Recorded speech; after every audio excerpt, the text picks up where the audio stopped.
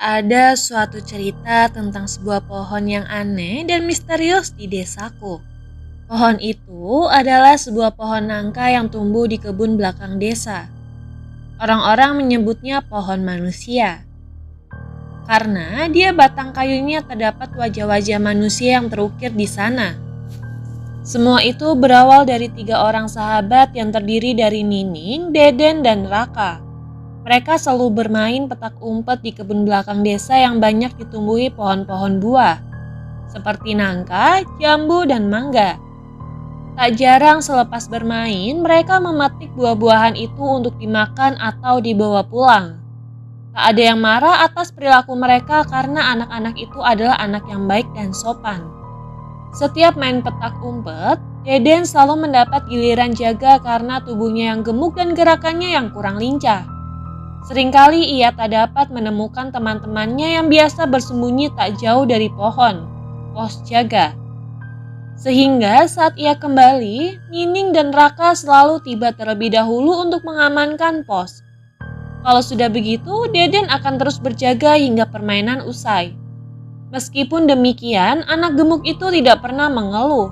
Ia selalu tertawa ceria dan menikmati permainannya. Suatu saat di sore hari, seperti biasa 3 orang anak itu bermain petak umpet di kebun. Kali ini, Deden entah kenapa selalu menemukan kedua temannya di tempat persembunyian masing-masing. Nining dan Raka tak menyangka serta kaget mengetahui anak gemuk itu tidak seperti dulu lagi. Tetapi Deden yang tak biasa mendapat giliran bersembunyi pada akhirnya menjadi penjaga lagi, karena mudah ditemukan oleh temannya. Ketika permainan selesai, Nining dan Raka bertanya pada Deden tentang apa yang membuat ia mudah menemukan mereka. Dengan ringan, ia menjawab, dirinya diberitahu oleh peri pohon. Kedua temannya bingung siapa yang ia maksud dengan peri pohon itu. Bocah gemuk itu kemudian menunjukkan pada mereka. Deden membawa kedua temannya ke pohon nangka tempat ia berjaga hari itu. Ia mengatakan disinilah ia bertemu dengan peri pohon. Deden menggambarkan sosok peri pohon itu seperti seorang wanita cantik dengan kulit putih dan rambut hitam yang panjang berkilau. Nining dan Raka heran.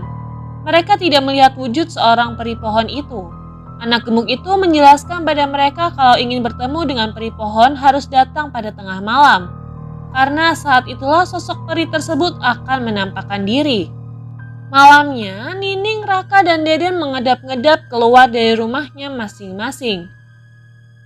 Mereka bertemu di tempat yang dijanjikan sebelumnya. Di bawah pohon nangka, tempat di mana peri pohon itu akan muncul. Batang pohon nangka itu tidaklah terlalu besar dan tidak juga terlalu kecil. Namun memiliki daun yang rindang dan sejuk. Hampir di setiap dahannya terdapat buah-buahan nangka yang masak.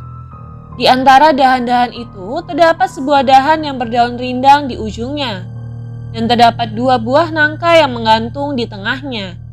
Deden meminta kedua temannya untuk memperhatikan dahan itu sambil meniru mantra yang diucapkan. Nadia sang peri, datanglah pada kami. Nadia sang peri, datanglah pada kami. Nadia sang peri, datanglah pada kami. Usai pengucapan mantra, mereka melihat pohon itu bergerak. Dahan-dahan pohon itu bergerak-gerak dan daunnya bergoyang-goyang sehingga menciptakan suara mendesir. Kemudian perhatian mereka kembali tertuju pada dahan yang sebelumnya ditunjuk oleh Deden. Dahan itu bergoyang paling hebat. Batangnya perlahan-lahan membesar dan kulit kayunya berubah warna menjadi putih. Permukaannya pun semakin halus. Perubahan-perubahan ganjil pun terlihat pada daun-daun lebat di ujung dahan dan kedua buah nangka yang menggantung di tengah. Dalam beberapa saat, dahan itu berubah menjadi setengah badan seorang wanita cantik bertelanjang dada dengan penampilan persis seperti yang digambarkan Deden. Nining dan Raka tak percaya atas apa yang mereka lihat. Tubuh mereka lemas dan jatuh terduduk menyaksikan keajaiban yang terjadi pada pohon itu. Deden yang tampak telah terbiasa memperkenalkan wanita itu sebagai Nadia, sang peri pohon pada mereka. Nadia tersenyum saat menyapa mereka. Suaranya yang lembut dan ramah perlahan-lahan mengusir ketakutan pada diri Nining dan Raka.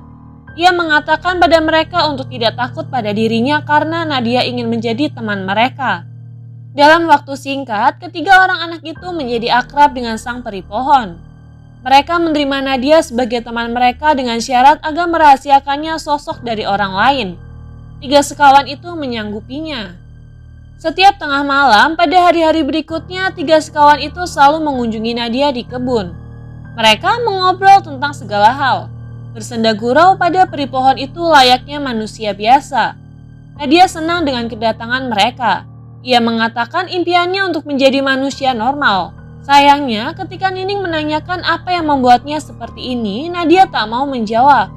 Ia berkata bahwa dirinya sendiri tak tahu jawabannya. Ia sejak awal sudah berwujud seperti itu dan sudah lama berada di tempat itu. Pertemuan mereka berakhir menjelang dini hari. Pertemuan rahasia anak-anak dengan Nadia itu akhirnya tercium oleh orang tua mereka. Nining, Raka, dan Deden kemudian dilarang oleh ayah dan ibu mereka untuk meninggalkan rumah saat larut malam. Akibatnya, pada malam selanjutnya tak ada satupun dari mereka yang mengunjungi Nadia. Sang peri pohon itu pun kesepian dan sedih.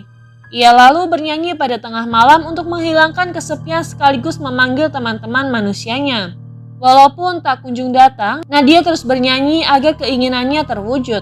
Sehingga nyanyian itu terdengar ke telinga warga desa. Warga desa mulai resah karena nyanyian itu. Orang tua Nining, Raka, dan Deden mencurigai nyanyian itu adalah sebab mengapa anak-anak mereka menyelinap keluar di tengah malam. Saat mereka menanyakan, anak-anak itu bungkam sesuai dengan janji mereka pada Nadia untuk merahasiakan segala sesuatu tentangnya. Sayangnya, Raka tak mampu mempertahankan janjinya. Orang tuanya berhasil membujuk dirinya untuk mengatakan sesuatu yang ganjil di kebun itu. Ia pun kelepasan mengungkapkan tentang seorang peri pohon yang mendiami pohon nangka. Berita itu pun akhirnya menyebar ke seluruh penjuru desa. Malam harinya, semua lelaki warga desa berkumpul di kebun, tepatnya di depan pohon nangka yang ramai dibicarakan. Mereka ingin memastikan bahwa apa yang mereka dengar adalah benar. Sang kepala desa pun bertindak. Tepat tengah malam, ia memanggil Nadia seperti yang dijelaskan oleh Raka. Berkali-kali memanggilnya, namun sang peri pohon tak kunjung datang. Warga mulai mencurigai cerita itu. Tetapi sang kepala desa belumlah puas. Ia segera mengambil kapak untuk menebangnya. Maka diayunkanlah kapak itu menebas batang pohon nangka.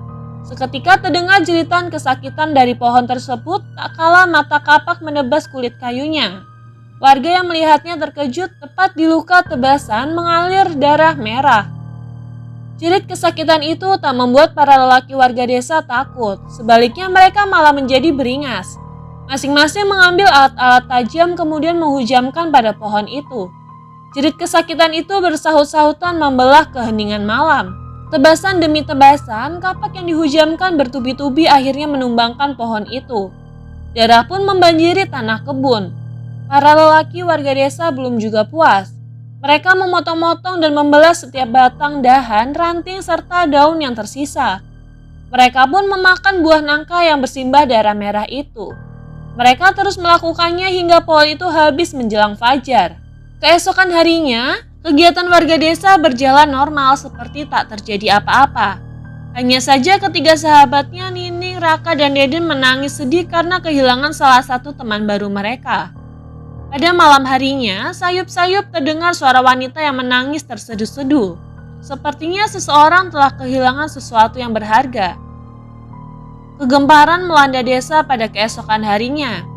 Bagaimana tidak, warga desa mendapatkan suami serta anak lelakinya hilang entah kemana. Para ibu-ibu panik mencarinya ke sana kemari. Beberapa di antara mereka menangis bahkan pingsan. Kemanapun mereka mencari, para lelaki warga desa tak tetap ditemukan. Tiba-tiba seorang warga terkejut bukan main ketika menemukan pohon nangka yang ditebang pada malam itu ternyata masih tegak berdiri seperti tak terjadi sesuatu padanya. Mereka tak percaya hal ini. Mana mungkin pohon itu tumbuh kembali dalam waktu 2 malam. Warga desa pun semakin histeris saat menemukan wajah suami dan anak laki-laki mereka terpahat dalam batang pohon itu. Tak dapat dipercaya. Di permukaan kulit kayu yang membalut tubuh pohon itu bertebaran raut-raut wajah ketakutan dari lelaki-lelaki yang mereka cintai. Para ibu-ibu dan wanita warga desa menangis meraung-raung di depan pohon nangka. Mereka memanggil nama-nama orang yang mereka sayangi sambil meraba wajah-wajah yang ada di sana. Suasana ini terasa seperti pemakaman massal. Di antara kerumunan wanita-wanita yang bersedih itu, seorang wanita muda berkulit putih dengan rambut hitam panjang berkilauan menyelinap keluar meninggalkan mereka. Di wajahnya tersungging senyum lebar karena apa yang telah diimpikannya sejak lama akhirnya terwujud.